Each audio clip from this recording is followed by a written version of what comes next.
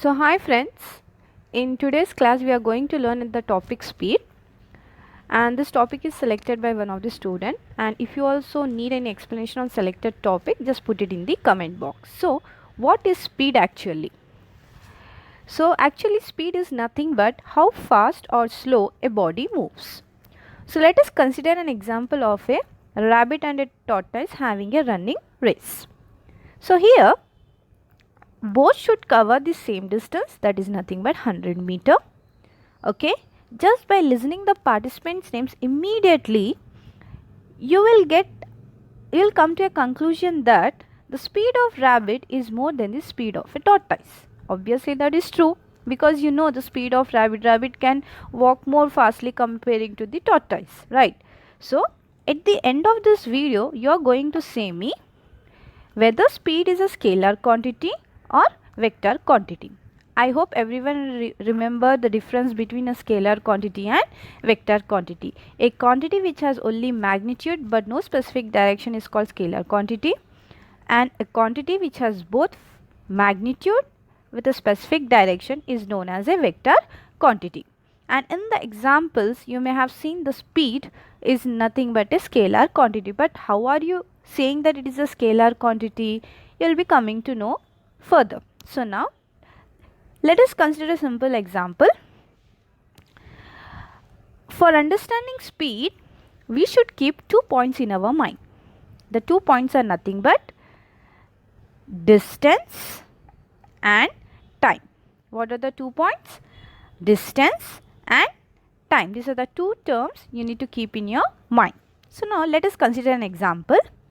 In this example, there are 2 cars and both are covering the same distance, but the time taken by the car A is 20 seconds and the time taken by car B is nothing but 10 seconds. So can you say me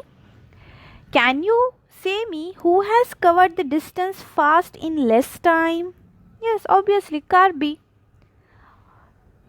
Car A has covered 200 meter in 20 seconds, whereas car B has covered 200 meter in 10 seconds. So that means car B has covered the distance fast in less time. But how do you calculate speed? So speed is nothing but distance by time. But both are having same distance. So from point A to point B, we will calculate the total distance. Yes or no? So that's the reason speed is nothing but total distance by time taken. So now let us calculate the speed of car A, then we will calculate the speed of car B. So now let us calculate the speed of a car A and speed of a car B. So total distance for both the cars is nothing but 200 meter. But the time taken by car A was 20 seconds, time taken by car B was 10 seconds. So we know that speed is equals to total distance by time taken. So let us calculate the speed for car A. So equals to total distance is nothing but 200 meter and time taken by the car A is nothing but 20 seconds. So 0 0 get cancelled, 2 1s are 2 10s are. So the answer is nothing but 10 meter per second. Now the speed of car B is nothing but total distance is 200 meter and time taken is nothing but 10 seconds. So 10 1s are 10 20s are. So it is nothing but 20 meter per second. So now whose speed is more, car A or car B? Car B. The speed of car B is nothing but 20 meter per second. So if the object covers a larger distance in less time, means the speed of the car is more. So both have covered the equal distance, but the time taken by car B was very less comparing to car A. So the speed of car B is nothing but 20 meter per second. So the speed of car A is 10 meter per second. The speed of car B is 20 meter per second. So just now we have learned that the speed of car B is more comparing to the speed of car A. So my question is that is speed is constant throughout the journey? Let us understand. Now let me take the example of car B.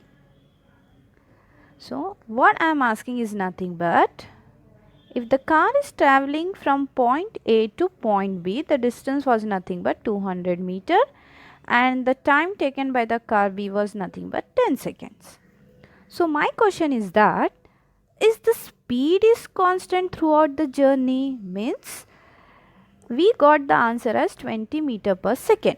So the speed of the car was 20 meter per second every time. So my answer is nothing but no.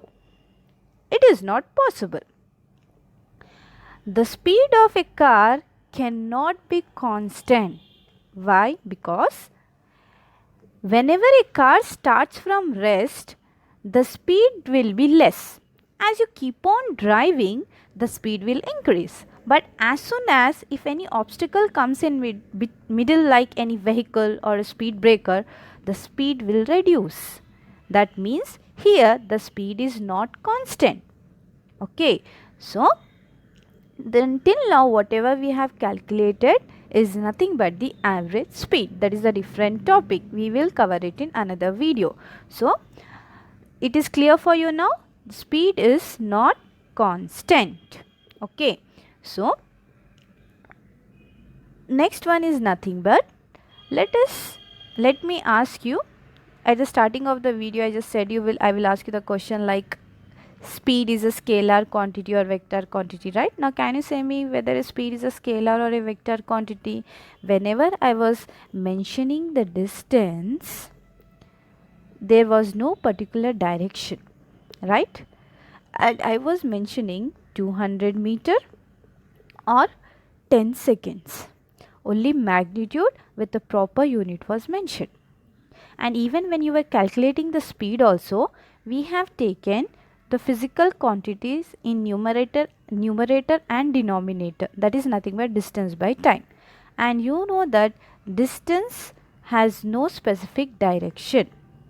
And time will also not have any specific direction. So we can conclude that speed is a scalar quantity. So let us define speed. So it is defined as the distance travelled by a body per unit time. Okay.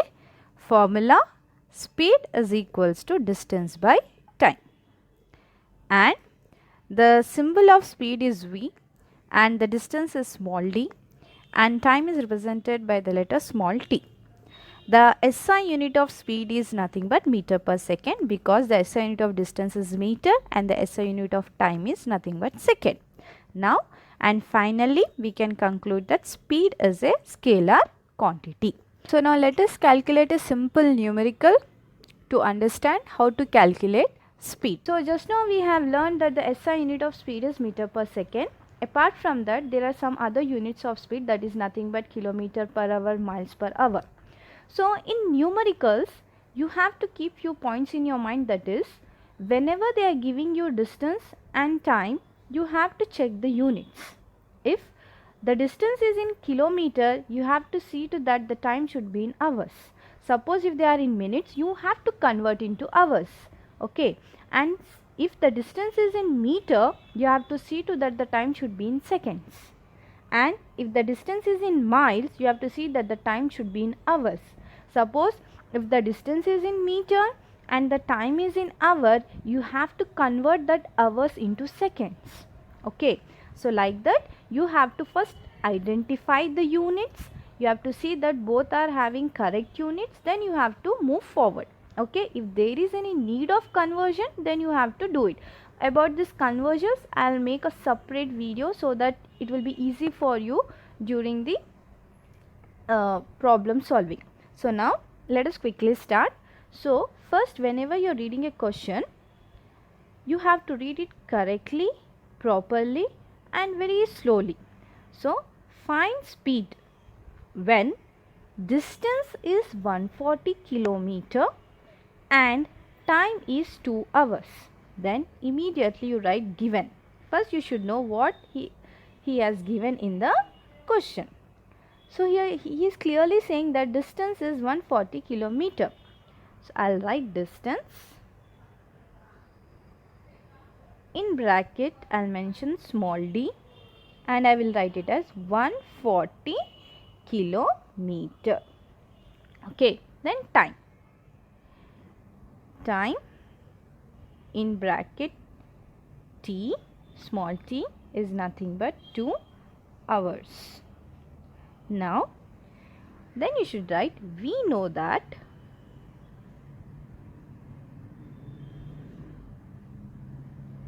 speed is equals to distance by time.